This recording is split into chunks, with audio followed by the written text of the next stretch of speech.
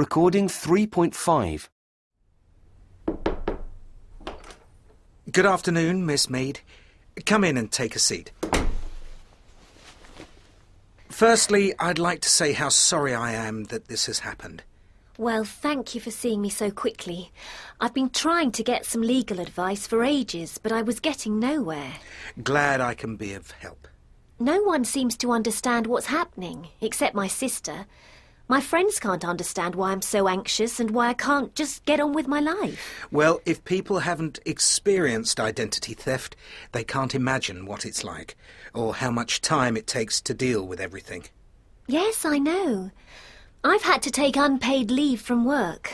It takes hours to make phone calls, write letters and see people. No one realises that bit. No, they don't. So, you're not working at the moment?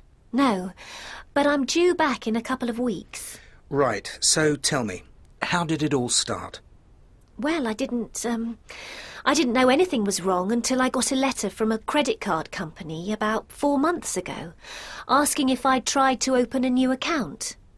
I hadn't, of course, so I decided to check into things further and found that there were 6 new credit cards and 2 new bank accounts in my name. This other person had run up huge bills on the credit cards and both bank accounts were overdrawn. So what did you do? I went to the police. They took all the details, but basically they said that they couldn't do anything until I showed them some evidence that I hadn't spent all the money. Yes, well, that's where I can help. So, who have you been in touch with so far? Obviously the credit card companies, but it hasn't stopped this other person using the credit cards. I also, I told my bank to close the accounts that weren't mine, but as soon as one account was closed, she opened another. Yes. Once this woman was in the system as you, she could do just about anything. So it seems. Anyway, I also called my mobile phone company to tell them to close a new account that had been opened in my name, and they said that they had to check with the other Bonnie Mead. And what happened? They believed her and closed the case.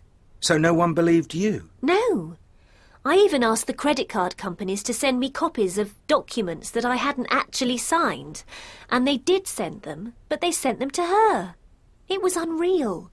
I couldn't believe it was happening. Right. Let's see what we can do to get your life back. First, I'd like a copy of all your bills. Then if you could...